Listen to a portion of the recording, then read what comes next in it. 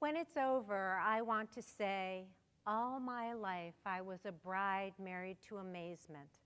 I was the bridegroom taking the world into my arms. When it's over, I don't want to wonder if I have made of my life something particular or real. I don't want to find myself sighing and frightened or full of argument. I don't want to end up simply having visited this world. Those are the words of poet Mary Oliver, and I suspect that they resonate with you as they do with me. Those words struck me with particular force almost 7 months ago on September 6, 2015. There is nothing magical about that date, nothing that makes it memorable for me. It's not a birthday or an anniversary, and it doesn't mark the occasion of anything special in my life. But on that date, what struck me was the realization that on September 6th, I became 1 day older than my mother was on the day that she died. My mother left us far too young and far too early. And there was a long time when I thought, not rationally, but in that deep, dark, uncontrolled emotional space inside, that her trajectory would be mine. That one day I would go for my annual mammogram and find that breast cancer had come to live with me as well.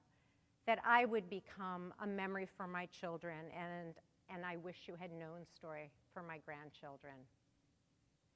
Every day that I live is a day that she did not see. Every milestone, joyous or sorrowful, is one that she did not have the time to experience. And it makes me wonder, what do I do with this time? What do I do with this life of mine to ensure that it has meaning, that it has value? Months ago, I had a conversation with one of our residents on a similar theme. I'll call him Bob. He's a man in his mid-80s, a retired rabbi, and an individual in full possession of his faculties.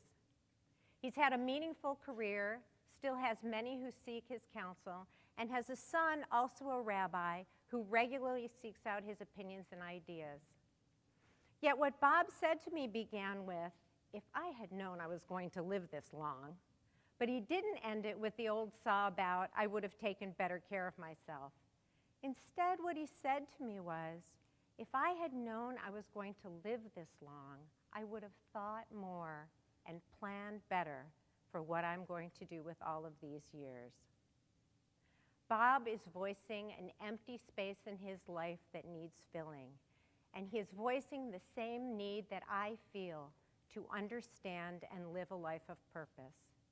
In truth, many of us have that empty space even now, even when our lives are consumed with careers and family, with calendars that bulge at the seams and downtime that seems non-existent. Because empty space is not just about plugging the holes. It is not about being, as so many of us are, addicted to busy. It is about understanding our purpose, seeking it out and living it. It is not about the stuff that consumes us, but rather about the substance that fuels us. Purpose, you're thinking. That's just happiness, right? This is another conversation about finding happiness. But that's not the case. There have been a number of studies done that dig into the questions of happiness and purpose, happiness and meaning. A recent study in the Journal of Positive Psychology involved asking nearly 400 Americans aged 18 to 78 whether they thought their lives were happy and or meaningful. They reported on their lives over a month-long basis. The researchers found that while there was some overlap between happiness and meaning, there was also some strong differentiation. In fact, they wrote that happiness without meaning characterizes a relatively shallow, self-absorbed, or even selfish life in which things go well, needs and desires are easily satisfied, and difficult or taxing entanglements are avoided. In fact, they go so far as to characterize those who are focused on happiness alone as takers, while those who report having meaning in their lives are givers, who live deeper, richer lives and are more willing to help others. One core differentiation between meaning and happiness is that happiness is focused on the now, on the feel-good moment, while meaning is enduring, connecting the past, present, and future. Viktor Frankl said it best, I think, when he wrote, "It is the very pursuit of happiness that thwarts happiness." In essence, that our focus on that feel-good moment distracts us from the deeper, from that which really matters. How do we find purpose? How do we help others find purpose? Most importantly, how do we define it and understand it in our own lives? Have you ever wondered if you're heading in the right direction, personally or professionally? Most of us have those thoughts and feelings over the course of time, sometimes even in terms of, is this all there is? Those who find their calling early on are few and far between, and many of them find themselves asking the same questions in mid-course. Finding our purpose is as individual as we are, and I believe that what matters is finding the questions we need to ask ourselves to help define that. When we look at finding our own purpose, it is possible to take this exercise and even this concept into the arena of navel-gazing. Of course, that's not what we want to do, and not something that for most of us would have much, even any value. You can read piles of material on purpose and come up with strategies that seem simple and sane, and others that are far from it. What I think matters is giving ourselves the time and really asking ourselves the questions that get to the core of who we are, that take us past our reality, that take us past our shoulds and into the arena of what really matters to us. When we talk about what really matters to you, we're talking about you and not anyone else. Your purpose and your why in looking for purpose are as individual as you are. And by the way, so are those little negative voices in your head. You know the ones I mean? The ones that say, why are you asking these questions? This isn't something you need to know. You have enough other things on your plate. Acknowledge them. They're just you trying to keep yourself safe and out of uncharted territory and move on.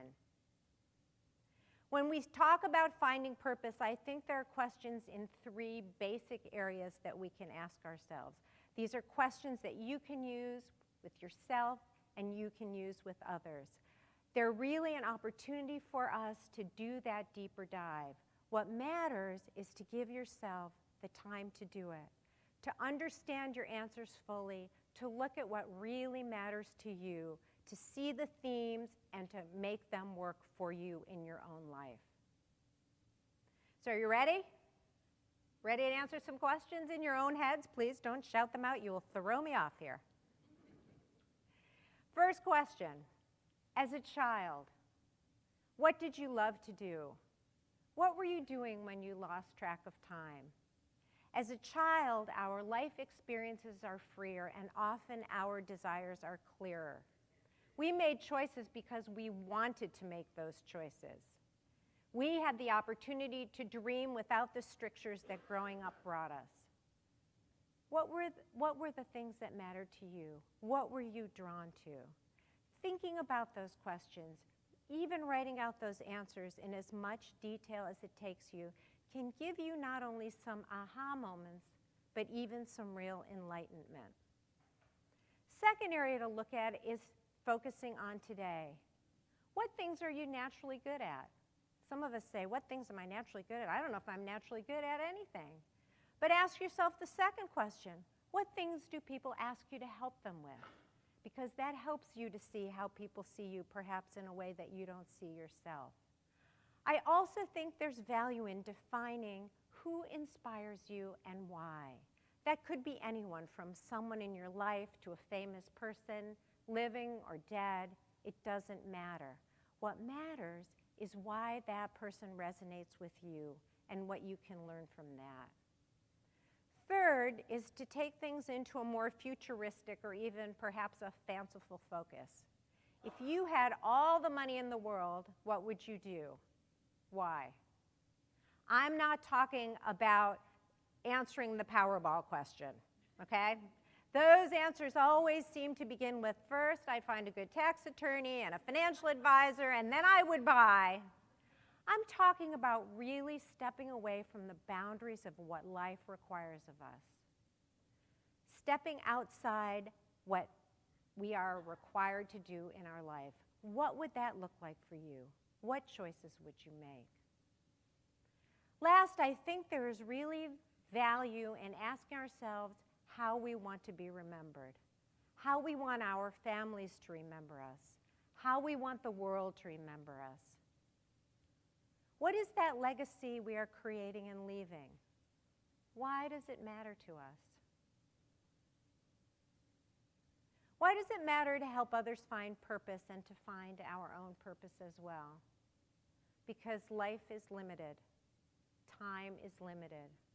All of us want to live deeper lives, more meaningful lives, and not wonder, is this what I'm supposed to be doing? Or worse yet, what was I supposed to have done? My mother died when I was 25. I used to talk to her every day about silly things, important things, asking for opinions I didn't necessarily need or want.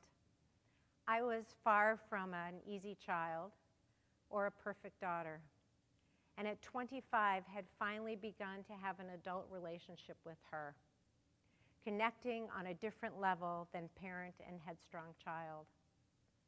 There isn't a day that goes by when I don't wish that I could pick up the phone and tell her all that is happening in my life, to check in, and more importantly, to share my hopes, my fears, my dreams.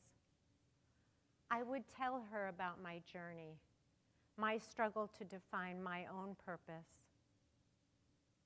I would tell her about my need to create a legacy, to understand what I need to do with my life to ensure that it matters, that it makes a difference. Where are you in your journey? Where are you in defining purpose in your own life? In the words of Mary Oliver, tell me, what is it you plan to do with your one wild and precious life? Thank you.